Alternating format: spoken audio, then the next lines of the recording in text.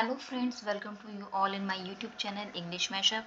मैं नुपुर गोयल आपके सामने हाजिर हूँ लिटरेरी टर्म्स के टॉपिक को आगे कंटिन्यू करती हुई।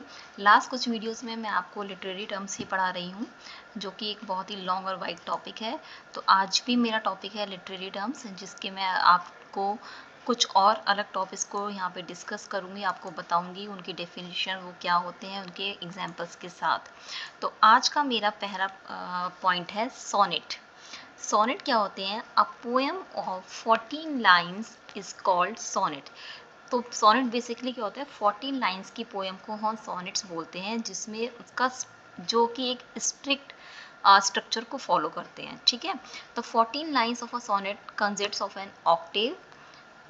ऑक्टेव आपको पता है, यानी कि आठ लाइन्स, यानी कि 2 quatrains making up a stanza of 8 lines, यानी कि क्वार्ट्रेन मतलब कि 4, यानी 2 क्वार्ट्रेन्स मिलकर बनता है आपका Octave. And a sestet, sestet मतलब 6 लाइन स्टैंजा। ठीक है, तो इस तरह से आपका एक ऑक्टेव और एक सेस्टेट मिलकर बनता है 14 लाइन्स का पोएम, जिसे हम बोलते हैं sonnet. It is written in iambic pentameter. Iambic pentameter मैं आपको लास्ट अपने लिटरेरी टर्म्स की जो वीडियोस है उसमें बता चुकी हूँ। अगर किसी को नहीं पता तो प्लीज़ उन मेरी वीडियोस को देखिए, आपको आइम्बिक पेंटामीटर अच्छे से समझ में आ जाएगा। The term sonnet has been taken from the Italian sonetto, which means a little sound or sung. तो इटालियन में सोनेटो बोलते थे, जिसका मतलब था a little sound, एक साउंड या फिर सॉन्ग। तो टाइप्स ऑफ सोनेट्स, यहाँ पे है सोनेट्स के टाइप्स। मैं आपको बताती हूँ, सोनेट्स के 3 टाइप्स हैं। वैसे सोनेट्स के बहुत सारे टाइप्स हैं, बट यहाँ पे मैंने स्पेसिफिक 3 टाइप्स को आपको लिया है आपके लिए। फर्स्ट है आपका the Italian, second Shakespearean sonnet या फिर इंग्लिश सोनेट, और थर्ड आपका आता है स्पेंसरियन सोनेट्स। ओके, तो सबसे पहले आपका आता है यहाँ पर the Italian sonnet. Italian sonnet या फिर Petrarchan sonnets, both are same. हम इनको पेट्रार्चियन सोनेट भी बोलते हैं या इटालियन सोनेट। ठीक है, एंड पेट्रार्चियन सोनेट हम क्यों बोलते हैं? Because this name is after the name of Petrarch who wrote the poems to express his love for Laura de Noves. ये इंपॉर्टेंट क्वेश्चन है जो बनकर आ जाता है कि पेट्रार्च सोनेट जो है उन्हें हम पेट्रार्च सोनेट क्यों कहते हैं, और पेट्रार्च ने जो पोएम्स लिखी वो किसको एक्सप्रेस करी थी, किसको डेडिकेट करी थी। तो यहाँ पे आपका आंसर बन जाता है लॉरा दी नोवी, जो कि इसकी लवर थी, जिसको उसने डेडिकेट किए थे, इसलिए इसका नाम पेट्रार्चियन सोनेट्स पड़ा। The standard rhyme scheme for the octave is ABBA, ABBA, while the rhyming scheme of the sestet is either CDE, DCE or CDC, DCD.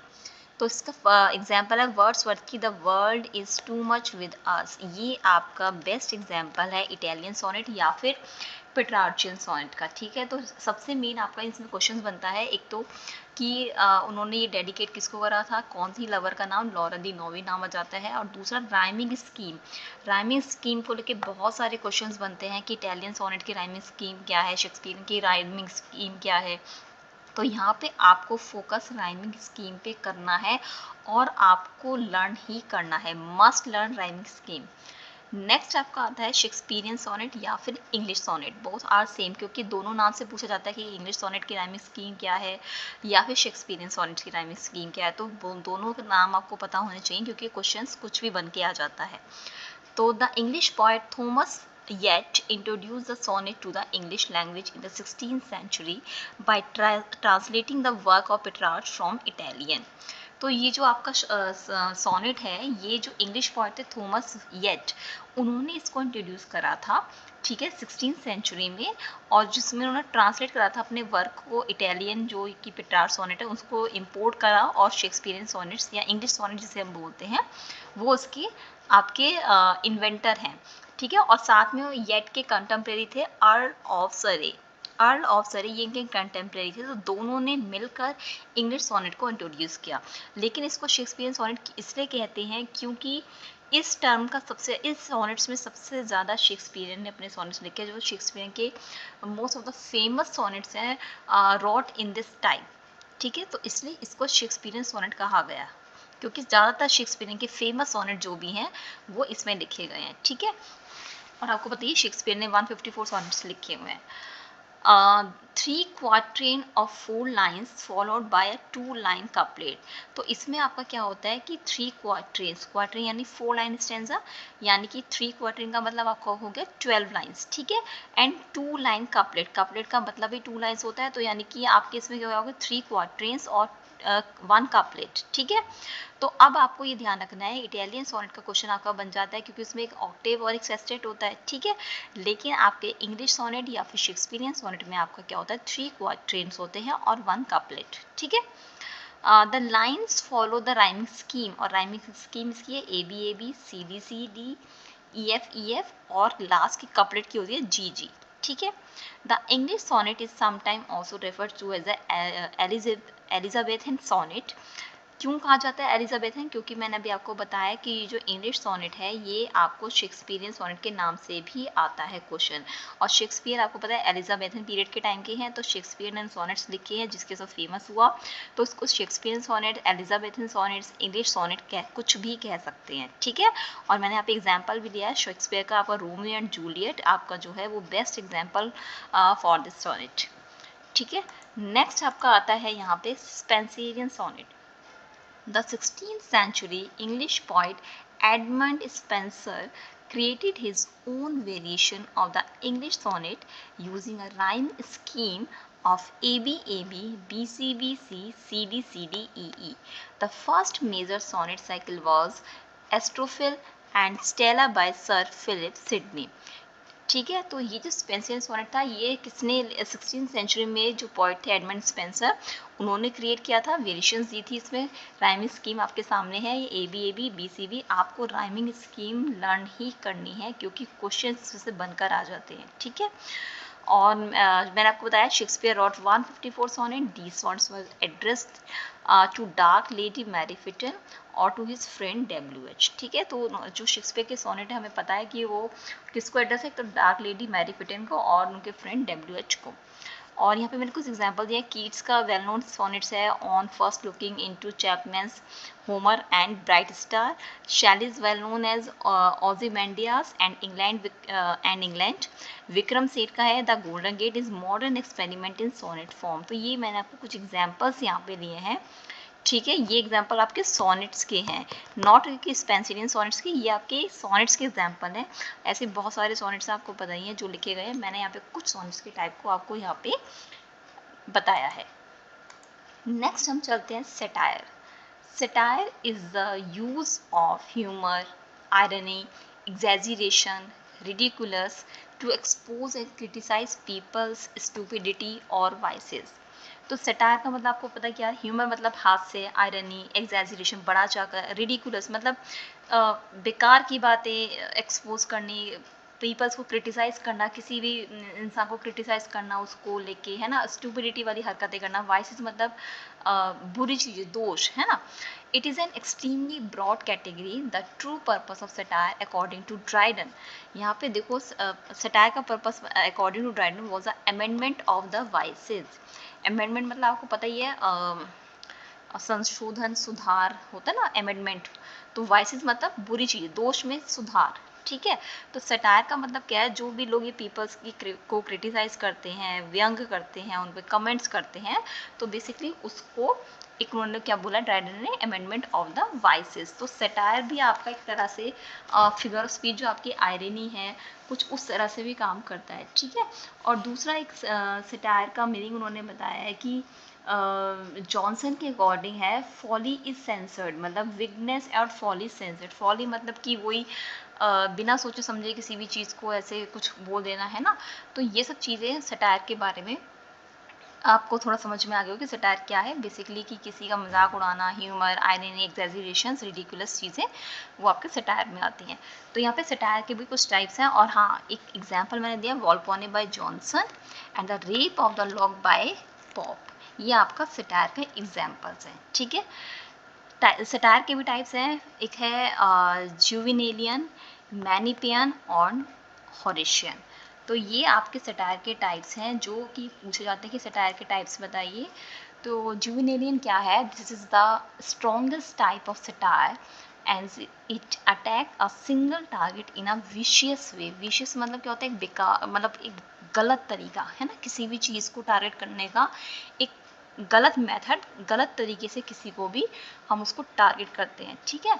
The most common form of this satire is political satire which attacks politician and pundits. Pundits क्या होता है कि who are expert in their specific subjects and they are frequently giving to their opinion to the people, ठीक है।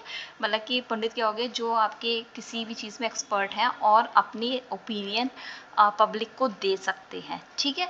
तो जुवेनिलियन का मतलब क्या हो गया, they are directly attack to the single target in a vicious way, और पॉलिटिशियंस को और पंडित्स को ये अटैक करते थे, ठीक है। मतलब उनको एक satire attack, directly attack target उनका रहता था कि इन पे कमेंट्स या इनको पॉलिटिशियंस पे आपको पता ही रहता ही है, तो इस तरह से। नेक्स्ट आपका आता है Menippean. This type of satire is similar in harshness to Juvenal but it attack a more general target. An example is religious satire which attack sacred figure और रिलीजियस बिलीफ। तो जुवेनाइल में क्या था, वो politicians वगैरह पे का उनका टारगेट रहता था। मैनिपियन में आपका क्या है, रिलीजियस सटायर, रिलीजियस यानी जो रिलीजियस बिलीव्स, जो धर्म वर्म होते हैं, इनके ऊपर जनरल टारगेट रहता था उनका। Horatian, this type of satire makes fun of things in a soft or even loving manner. It is usually a form of parody that is intended to make people think. तो Horatian satire में आपका क्या है, basically makes fun of things in a soft or even loving manner, मतलब एक soft और loving manners में किसी भी चीज़ को बोलना समझाना, वो आपका Horatian में आ जाता है। तो next आपका आता है Victorian compromise. Victorian compromise came to be used to describe this era because the Victorians who lived under the strict rule of Queen Victoria. तो विक्टोरिया कॉम्प्रोमाइज़ का मतलब क्या है, जब क्वीन विक्टोरिया वहाँ की क्वीन बनी थी, ठीक है, तो उसके टाइम पे लोगों ने जो वहाँ पे विक्टोरियन एरा के जो लोग थे, उन्होंने जो कॉम्प्रोमाइज़ करा under the strict rule of queen Victoria, क्योंकि वहाँ के उस टाइम पे विक्टोरिया जो थी वो रेन बन रही थी, जो शासन करने लगी थी, वो क्वीन विक्टोरिया थी। वहाँ पे टेनिसन की poetry adequately show the various tendencies and the compromises of the Victorian era. Tennyson की जो पोइट्री, विक्टोरियन एज के हैं टेनिसन, ठीक है, उनकी पोइट्री में हमें ये साफ दिखाई देता है कॉम्प्रोमाइज़ वगैरह उन्होंने अच्छी तरह से अपनी पोइट्री में शो भी किया है कि विक्टोरियन एज में क्या क्या कॉम्प्रोमाइज़ लोगों को करने पड़े थे। तो यहाँ पे कुछ कॉम्प्रोमाइज़ मैंने आपको बताया। Compromise was necessary between the rich and the poor. Rich and poor का कॉम्प्रोमाइज़ आपको समझ में आ ही रहा होगा, had to give up many important aspects of individuality and ways of speaking. मतलब कि पुअर लोगों को आपको पता है उन्हें बोलने का अधिकार नहीं होता, उन्हें अपनी बातें रखने का अधिकार नहीं होता। तो रिच और पुअर के बीच में बहुत ज़्यादा कॉम्प्रोमाइज़ था जो लोगों को वहाँ पे करना पड़ा था। और दूसरा कॉम्प्रोमाइज़ करना पड़ा था democracy and kingship. It seems that people accept the democracy, Victorian society witness the freedom of women. Victorian age में, विक्टोरियन पीरियड में वहाँ पे वीमेंस को काफ़ी फ्रीडम मिली थी, ठीक है। और compromise between democracy and kingship. The most glaring conflict clear जो कॉन्फ्लिक्ट दिखाई देता है वो किस में था, साइंस एंड रिलीजन। वहाँ पर जो एक सबसे ज़्यादा क्लियर हमें कॉन्फ्लिक्ट दिखाई दिया वो साइंस और रिलीजन में था। The discovery of scientific theories broad doubts in the mind of the people. जो साइंटिफिक थ्योरीज थी वो क्या था, वो लोगों के मन में डाउट्स भी लेकर आई, ठीक है। They were not sure whether to have faith in science और रिलीजन, मतलब they are confuse, totally confuse कि वेदर दे गो, मतलब they have to believe in science और रिलीजन, ठीक है। The Victorian people suffered from faith and doubt. तो इससे क्या हुआ, जो विक्टोरियन एज के जो पीपल्स थे उन्हें फेथ और डाउट्स पे वो सफ़र करने लगे कि किस पे विश्वास करें। उन्हें डाउट होने लग गया कि अभी तक जो हम सोच रहे थे रिलीजन के बारे में वो सही है या साइंस के जो अपने लॉजिक है, जो अपने थ्योरीज हैं वो हम उन पे बिलीव करें। तो ये सारे डाउट्स लोगों के मन में उस टाइम पर होने लगे थे। तो ये सारा उस टाइम पे जो कॉम्प्रोमाइज़ लोगों ने करे ये विक्टोरियन एज और टेनिसन की पोइट्री में ये आपको साफ दिखाई देता है और उन्होंने अपनी पोइट्रीज में ये एडुकेटली शो भी किया है। सो आई होप गाइज आपको मेरी आज की वीडियो पसंद आई होगी। अपने फीडबैक कमेंट बॉक्स में लिखना ना भूलें and subscribe my YouTube channel English mashup. Thank you, bye bye.